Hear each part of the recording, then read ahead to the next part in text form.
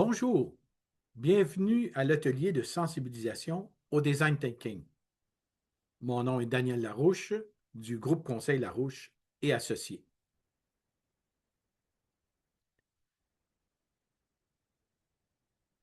Le design thinking, si on le traduit en français, c'est la réflexion conceptuelle.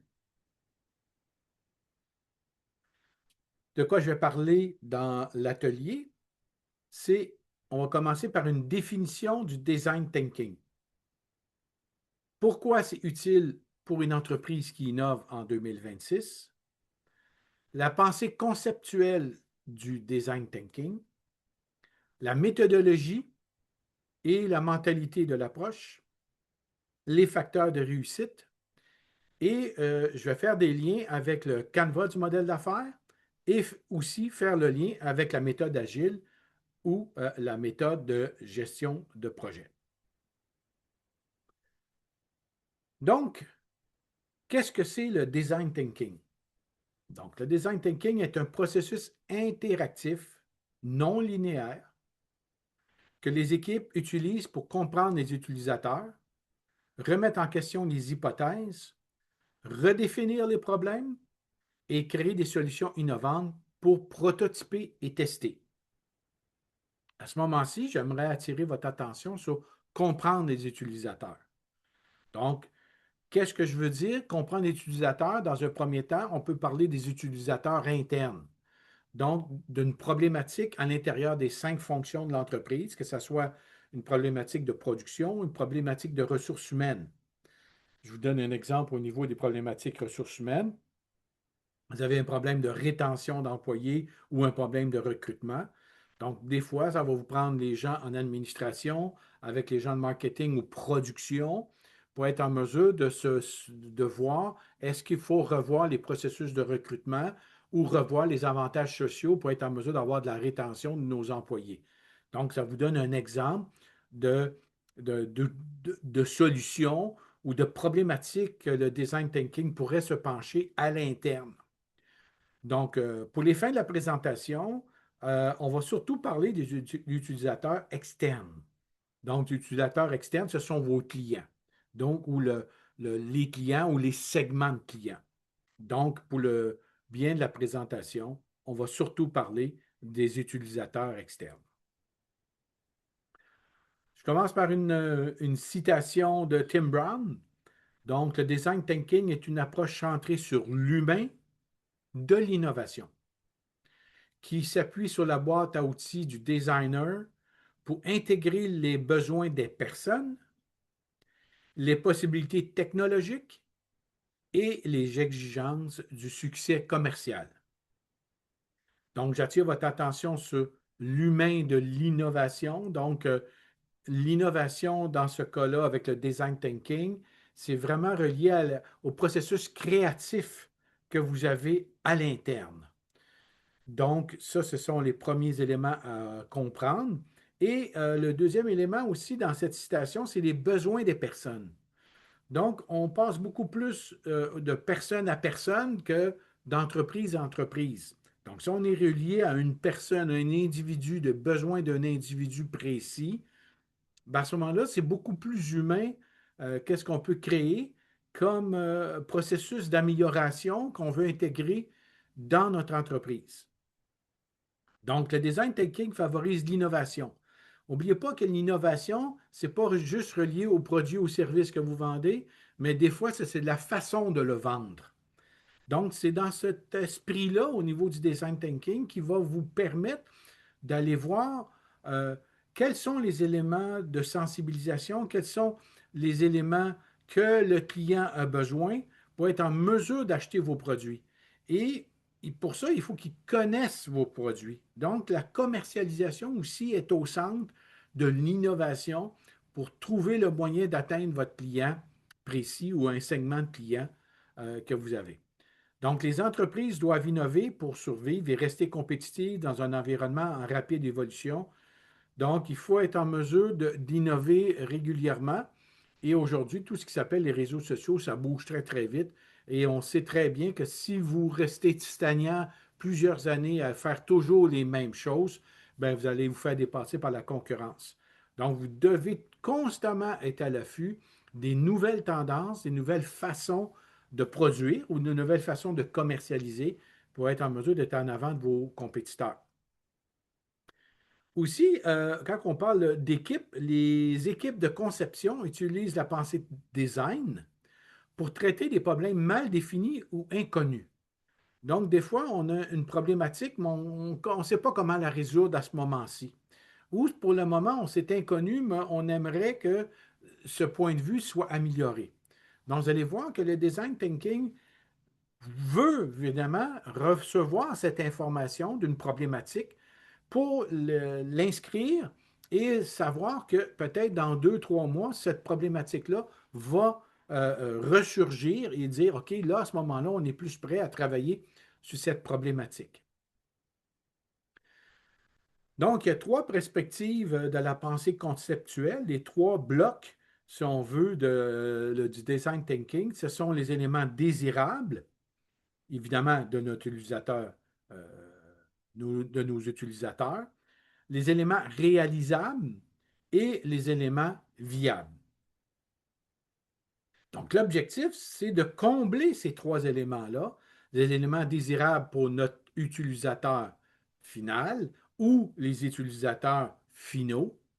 Donc, après ça, on a vraiment les éléments réalisables. Est-ce que c'est réalisable au niveau de la production, au niveau du développement, pour les développements de logiciels? Est-ce que c'est réalisable dans un court laps de temps pour ne pas prendre 6 mois, 1 an à développer une plateforme informatique? À ce moment-là, les coûts vont être énormes. Donc, il faut voir si c'est réalisable et on termine par voir est-ce que c'est des éléments qui sont viables au niveau financier. Donc, le design thinking commence toujours par le processus de réflexion, ce sont sur les éléments désirables. Donc, que désirent les utilisateurs finaux? Donc, on travaille là-dessus en premier. En deuxième, on travaille sur les techniques possibles de construire la solution. Est-ce que c'est possible de construire la solution en fonction des éléments désirables qu'on a trouvés chez nos utilisateurs finaux? Et le dernier, est-ce que c'est viable financièrement? Donc, quand je parle de financièrement, il faut penser que c'est financièrement pour nous-mêmes, qu'il y a un bon retour sur l'investissement. Donc, toutes les ressources que vous allez mettre à l'intérieur d'une équipe pour voir à l'amélioration du produit ou du service ou la commercialisation. Mais il faut aussi avoir un retour sur investissement pour votre client. Donc, la viabilité financière pour vous-même et pour le client. Allons-y plus en profondeur sur la réflexion conceptuelle en expliquant les 5 étapes du processus de design thinking. Donc, la première étape, c'est de l'empathie. Donc, c'est quoi les besoins des utilisateurs? Donc, l'équipe vise à comprendre le problème, généralement par le biais d'analyse des besoins des utilisateurs. Donc, ici, je parle le problème. Donc, chaque problème, vous devez avoir l'esprit ouvert pour essayer de comprendre c'est quoi la problématique de mon client et être ouvert à toutes sortes d'idées pour être en mesure de comprendre votre utilisateur final. La deuxième, c'est de la définir. Dans la deuxième étape, c'est les problèmes des utilisateurs. Là, à ce moment-là, on le met au pluriel pour comprendre un ensemble de problèmes pour un ensemble d'utilisateurs. Donc, définir les problèmes de base, inscrire les énoncés des problèmes. Donc, vous pouvez avoir un tableau très simple que vous énumérez tous les problèmes que votre utilisateur final vit. Et à ce moment-là, vous énumérez tous les problèmes un à la suite de l'autre, sans discrimination parce que vous avez passé par l'empathie. Donc, on définit le problème. Vous pourriez aussi, l'équipe peut créer des personas pour aider à garder les efforts centrés sur l'humain. Donc, vous pourriez avoir, OK, vous avez telle personne ou tel client précis qui exprime un problème, vous pourriez avoir des personas sur chacun des problèmes que vous allez énumérer sur une liste. La troisième étape, d'un coup, vous avez eu l'empathie, vous avez défini les problèmes. Là, vous avez l'idée, la gestion de l'idée. J'appelle ça vraiment l'étape du brainstorming. Donc, imaginez, remettre en question les hypothèses et créer des idées. Donc, des fois, pour les gens qui ont un produit, donc la façon de mieux développer le produit, donc, ou de le commercialiser, donc à ce moment-là, vous brainstormez sur l'idée.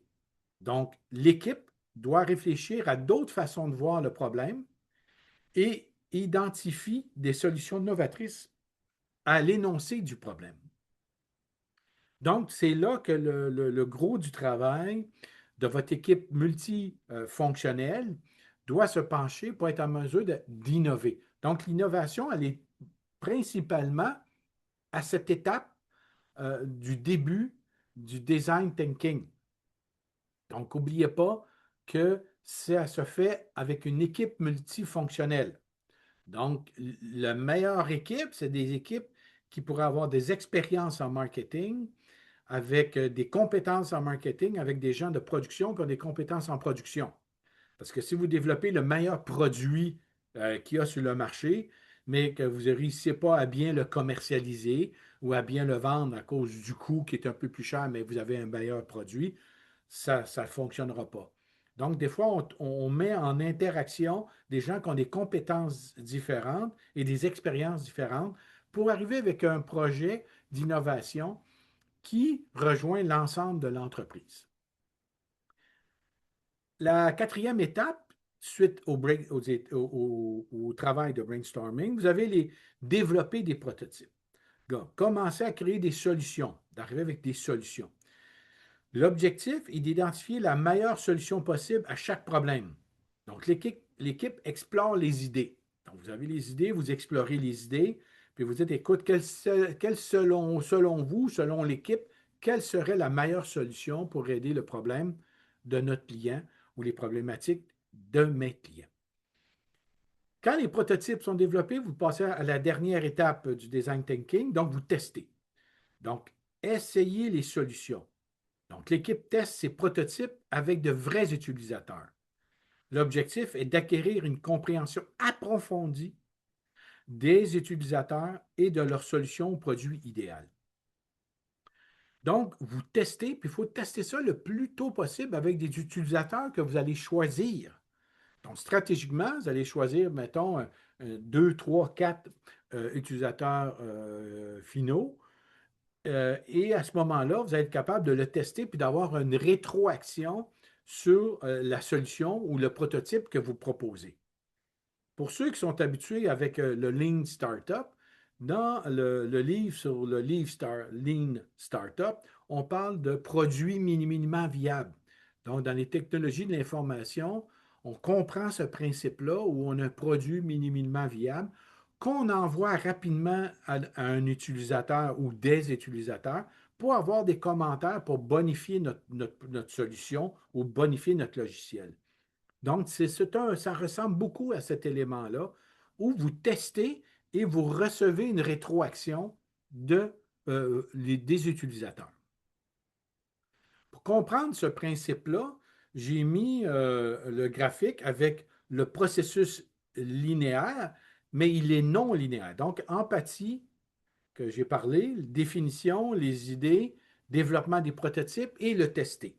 Donc, vous avez cet élément linéaire, mais c'est un processus non linéaire.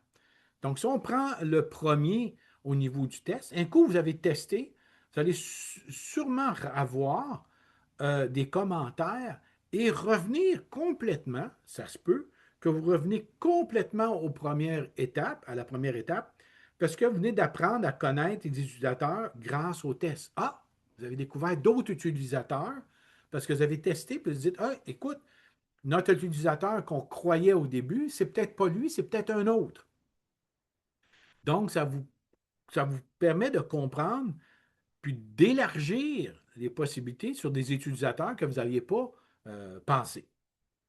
L'autre élément, vous testez, là, vous apercevez que, oups, ça met en perspective des nouvelles idées. Donc, les tests génèrent des nouvelles idées pour le projet. Ah, vous testez, puis là, oups, on emmène à l'idée de base pour être en mesure de brainstormer sur les nouveaux commentaires qu'on a sur notre utilisateur. Le troisième, c'est évidemment, on commence à développer un prototype, puis là, on s'aperçoit que le prototype, avec les expériences internes, oups, le prototype, il ne va pas assez loin. On a besoin de mieux développer, mieux préciser l'idée. Cette phase-là est très importante pour les entreprises de technologie de l'information. C'est que souvent, on développe, on développe, on développe, on développe, et là, on s'embourbe dans un développement technologique alors qu'on perd le focus sur répondre aux besoins des utilisateurs. Donc, on remet en question l'idée. Donc, s'inspirer des prototypes pour faire émerger de nouvelles idées ou de préciser l'idée de base. Le dernier, évidemment, ici, on arrive avec un test, puis là, oups, on s'aperçoit qu'on doit redéfinir l'idée qu'on a eue parce que l'utilisateur nous emmène ailleurs. Donc, les tests révèlent des informations qui redéfinissent le problème. Donc, après avoir testé, on dit, c'est pas le bon problème. C'est pas le problème qu'on avait décidé au début, c'est un autre problème. Donc, voyez-vous, vous avez un processus qui est, oui, graphiquement, on a un élément linéaire avec les 5 étapes, mais le processus est non linéaire pour à mesure de générer des idées avec les feedbacks de nos utilisateurs. Donc, la réflexion conceptuelle, c'est intègre des aspects intellectuels, l'émotionnel et pratique du processus. Donc, je vous fais le lien avec la première étape et la deuxième étape qui est l'empathie et la définition. Donc, pour être en mesure d'avoir une empathie, il faut comprendre aussi les éléments intellectuels. Donc, l'équipe se concentre sur la pensée stratégique, la résolution de problèmes et les aspects cognitifs de l'idée, donc la gestion de l'idée. On met sur pied une rétroaction, puis là, on s'aperçoit que ça change notre conception et que là, on doit développer des nouvelles idées. L'étape 1, évidemment, au niveau de la pensée conceptuelle, je reviens sur l'étape 1, qui est le cœur représente la dimension émotionnelle, il met l'accent sur l'empathie. Donc, pour ça, il faut être empathique et être à l'écoute, pas de nos besoins, mais des besoins des utilisateurs. Donc, la passion et le centrage sur l'humain. Donc, comprendre l'humain. Cet aspect est crucial pour comprendre les besoins, les désirs et expériences des utilisateurs afin de garantir que les produits et services résonnent à un niveau plus profond et plus personnel. Surtout pour les gens qui offrent des services, souvent, on reçoit l'information, puis ce n'est pas tout à fait clair, mais il faut être capable de voir qu'est-ce qui résonne au niveau profondeur de nos utilisateurs finaux. La main, c'est désigne l'exécution pratique des idées. Okay? Donc, le savoir-faire est la compétence nécessaire pour transformer les concepts en solutions concrètes. Donc, il faut arriver avec une définition la plus précise possible pour être en mesure de passer à l'étape suivante. Si vous n'êtes pas capable d'arriver avec une définition précise d'une problématique, à ce moment-là, il faut retravailler cette étape-là pour être en mesure de, quand on travaille sur l'idée, ben on travaille sur les bons paramètres et l'équipe travaille sur les bons paramètres.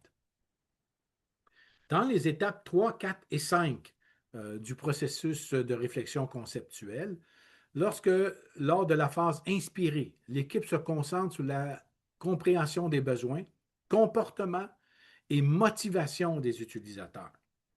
Donc, qu'est-ce que motive mon utilisateur de faire affaire avec moi au lieu d'un concurrent? Et là, à ce moment-là, on tombe dans le brainstorm. Dans la phase d'idéation, l'équipe synthétise les connaissances acquises pour brainstormer sur une large gamme de solutions créatives. Donc, cette étape favorise la pensée divergente. Il faut les écrire, les pensées divergentes, et ce n'est pas un processus démocratique. C'est un processus réflectif où chacun des problématiques doit être énuméré sur une liste et l'ensemble des solutions à chacune des problématiques doit être inscrit. Donc, ce n'est pas un processus démocratique, c'est un processus de réflexion. Donc, l'équipe se concentre sur la quantité et la variété des idées plutôt que sur la praticité immédiate. Donc, on va régler un problème tout de suite, on va s'orienter là-dessus tout de suite. Non, c'est la quantité des idées, la quantité des problèmes ou des solutions que notre client euh, a besoin, qu'on énumère, et à ce moment-là, on va prioriser par la suite. C'est certain qu'on va prioriser quelque chose qui va vous donner un retour sur investissement plus rapide, mais il ne faut pas sauter là-dessus au détriment de d'autres problématiques qu'on a exprimées. Donc, l'objectif est d'explorer autant d'opportunités que possible sans contrainte, sans préjugés. Donc, lors de la phase mise en œuvre, l'équipe donne vie à ses idées à travers des prototypes. Donc, il faut arriver avec des prototypes assez rapidement. Puis l'équipe teste et affine ses idées en fonction des retours et les utilisateurs. Donc, les utilisateurs finaux nous donnent des commentaires, on teste et à ce moment-là, on a une rétroaction qu'on doit être capable d'inscrire dans la liste des problématiques qu'on a énumérées. Donc, la méthodologie met l'accent sur la collaboration et une approche multidisciplinaire tout au long de chaque phase afin de garantir les solutions innovantes et profondément ancrées dans de réels besoins.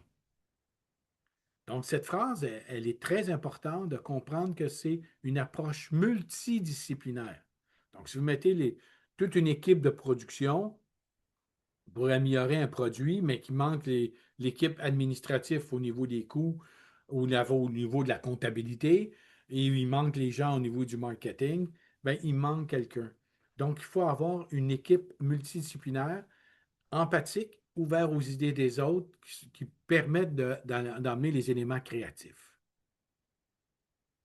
Donc, ça m'emmène à la mentalité du design thinking. Donc, c'est une attitude mentale caractéristique qui détermine la manière dont on interprète, réagit aux situations.